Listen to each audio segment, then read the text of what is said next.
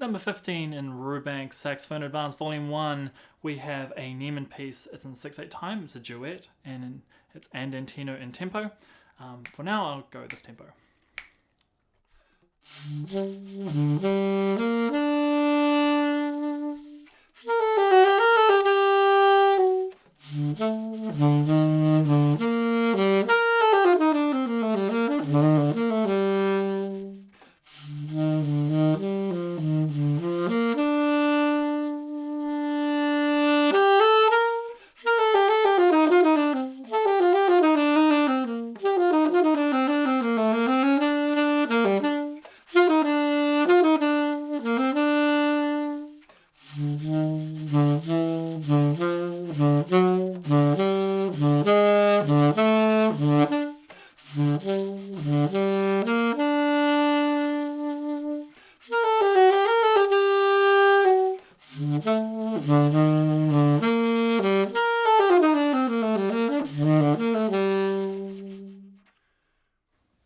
Now that's a tough blow because there are a lot of low notes in that piece. So, Andantino as a tempo. We have a bit of a dilemma here. The ambiguities of time signatures. We're in 6/8 time, and I find that a comfortable tempo is this. 1 and a 2 and a 1 and a 2 and a... Now, that's kind of, to me, a slow walk. You know, it's kind of dawdling. Now, Andantino generally means slightly faster than Andante. Some school of thought is slightly slower, but no, slightly faster than Andante. And according to this metronome, here's your middle of the row Andante, and that's already getting pretty fast. There is no way in heck we're going to be going ba-dum, ba-dum, right? That's a lot of that's a lot of pace. And that's a lot of semi-quavers in a short space of time. So I find you just have to scale it back, or else you kind of detract from what this piece is trying to achieve anyway. So 6/8 time, 1 and a 2 and a. If you are losing your group of threes, this piece is going to sound a bit strange. So let's go from the beginning. Now, bear in mind, this is a duet piece. It's a good opportunity to explore what the other part is doing. Quite often when there's a long note, in the top line, the bottom part is filling that void with some movement. So sometimes you might, I'm sick of playing a long note, just jump to the bottom line. Anyway, let's play. So 1 and 2.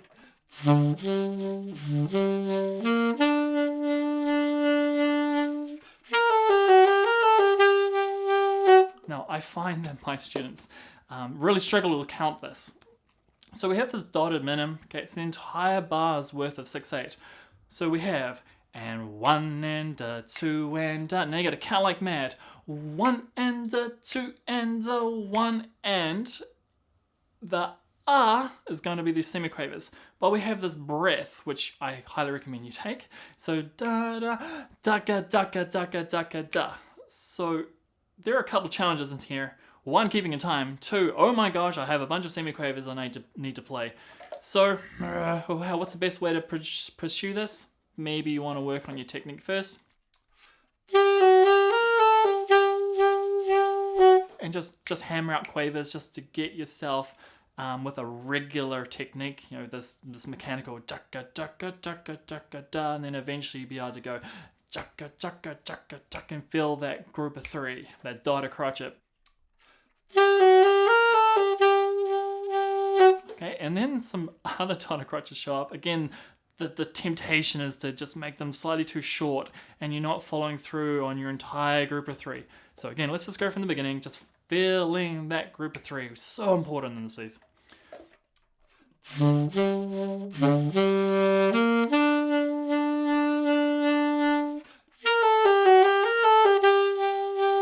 So as a bit of a hint for that, before that rest, the breath, sorry, the recommended breath mark. Think of it rhythmically. Breathing is somewhat rhythmic. When you're catching a breath, it's sometimes really you're catching it on a semiquaver or something. In this case, if you want to be real super safe, you have like a quaver, have a quaver rest, then that lead in da da da da da da da da da.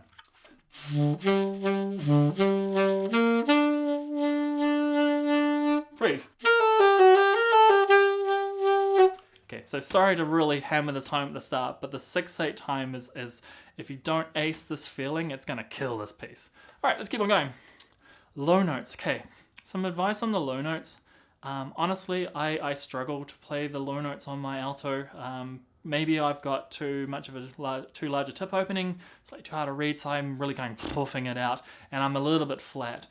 If you had a slightly narrower tip opening, you probably would get away with it a little bit easier. And a softer read, you get away with it a bit easier. But I'm personally really like loosening my mouth as much to try and get that reed activated, trying to get it to vibrate. And as a consequence, I'm going a bit flat.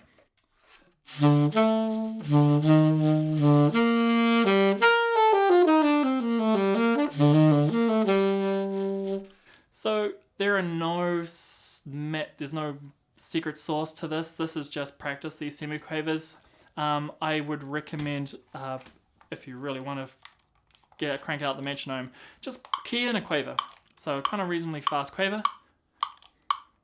Da, ducka, ducka, ducka, ducka, ducka. Maybe even wind it back a bit more. And just, if you're struggling to get it even, just think mechanical.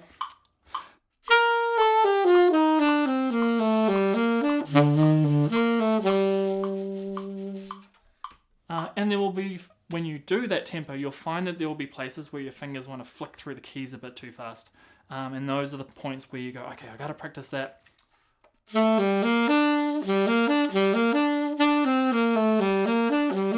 You might have the temptation to play an A in between that G and the B, for example.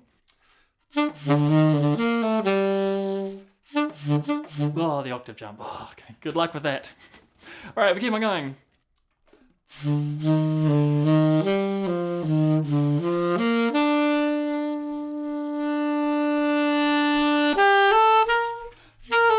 Now that kind of mirrors the beginning in a way. You got this big, long note, and you just got to count like mad through it. However, this is a good opportunity to jump into the second part, which has this moving line.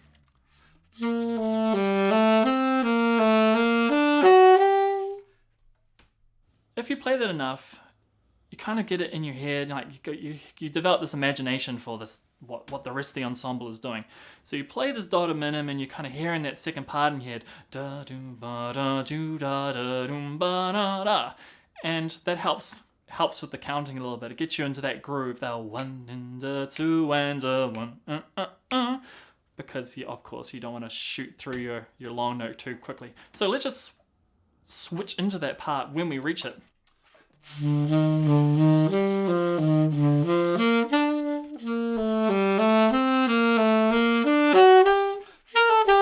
And this is a good opportunity to flip between the two parts independently. Alright, so we keep on going. Okay, technique time. Again, crank out your metronome.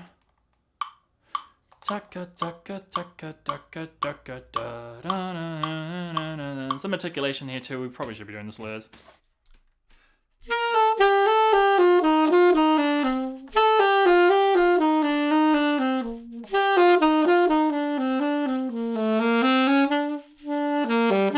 Now this is the most lyrical part of the piece.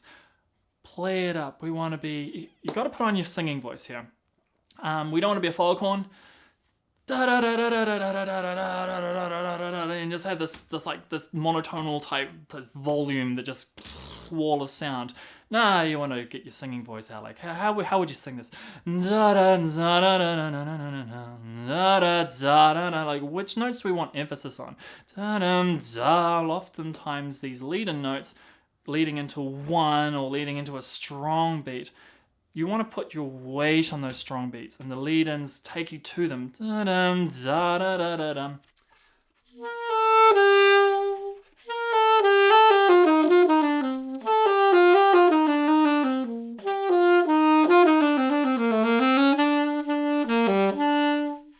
And when you get to the end of those phrases, you want to get those notes just tapering out, just trying to get as much length as you can. So even though I've snatched a breath, you can hear that note just taper. Dun dun dun dun dun dun dun dun dun. Just let it get as much length as you can, and it really helps to smooth out these phrases. you end up with these kind of hiccupy type sounds if you clip the notes at the ends of phrases sometimes. And if you breathe too much, you might get this. It kind of breaks up the music too much. So once again, I'll go a little bit slower. So we got. Oh no, wait.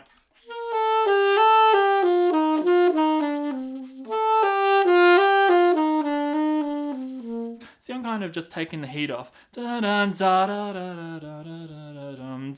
then I bring the heat back. Take the heat off.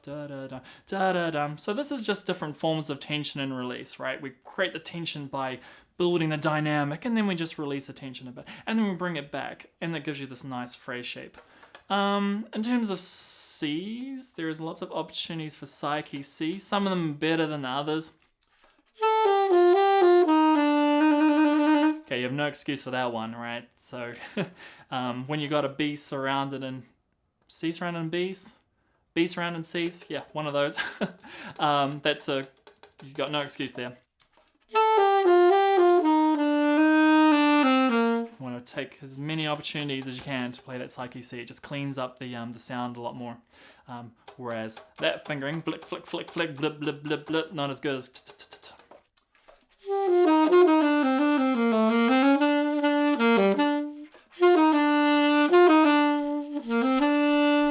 So just a reminder, we want to keep that group of three feeling.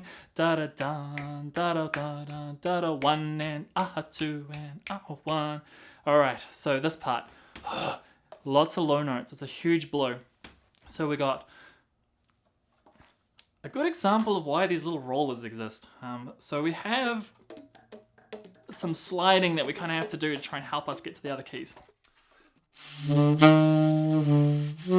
Oh, we got. There it is, that's the slide. So the B to the D sharp, we lean into that key and we can just make use of those rollers to help get ourselves in that D sharp. But this is one heck of a blow if those low notes aren't coming out for you. Sometimes it's a mechanical issue if you are struggling to get those low notes out, but generally sometimes it's just that reed needs to really vibrate, so you have to give it some space. If you're too tight, you're gonna hit that upper harmonic. So just really loosen, give it lots of room. Let it wobble, and you'll probably be a bit flat, but then at least you got it out, and now it's a matter of trying to work the tuning up a bit and see what you can get away with.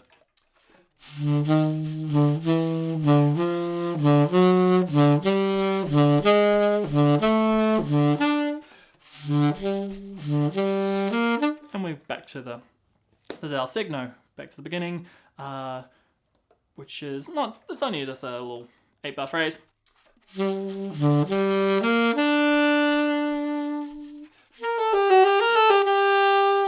So again, can you hear my shape there? So da da da da da da da dum dum. So we're aiming for one.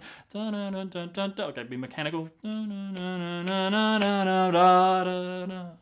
that gives you that nice shape, the musicality.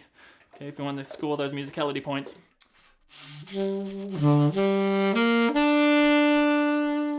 Okay, so I know the dynamics piano, but okay, come on. We're playing bar scales here. It's relative dynamics, so you want to be able to add some shape. So despite the fact that dynamics is piano, this is not just some deadpan piano the entire time. You really want to try and add shape. You want to bring some notes out. Some notes were always more important than others.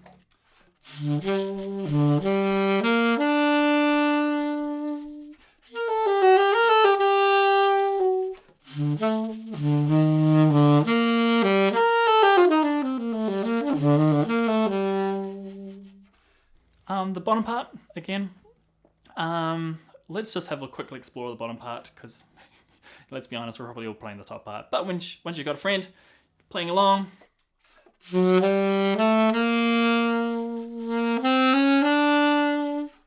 pretty much acting as that kind of filler inside those long notes, and then also acting as the harmony.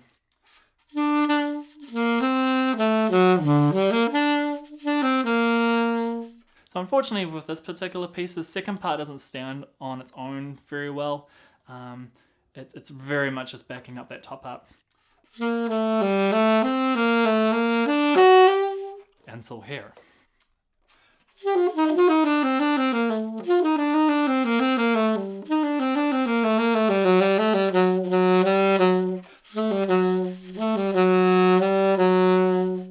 that's interesting. So that's, what are we, a third apart? So adding some nice harmonies, but following that melodic line is quite nice. And this is strangest, right? Okay. So we got bum bum bidum bum bidum bum bidum bum bidum. It's the strangest interaction between the top and the bottom part. Okay, so we have these diggadas. Oh look, and the side key C's made its appearance again. So we're in the second part. We gotta use that side key. Don't do that. It's. You get the either your blah blah blah or la da da da da. It's much cleaner to that side key C. So we have little grace notes.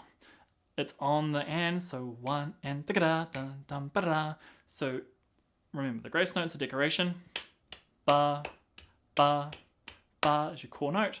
We're decorating it. Da da da da da, and you're just backing up the top part there. So you're kind of hitting that low that low B. So we'll go swap up.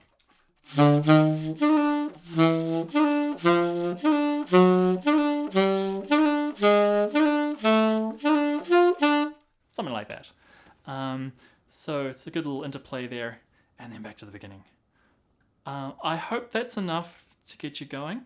As I said, Andantino is probably starting to push it letter to the law. So I find that's a nice comfortable speed to get some good musicality out of this piece. But of course, the biggest thing that makes this challenging is just getting into that 6/8 tempo. After that, the technical stuff, then try and get your shape. Dynamics, I wouldn't care too much about the dynamics, honestly. Okay, it's more about shape and just locking into that 6/8 tempo.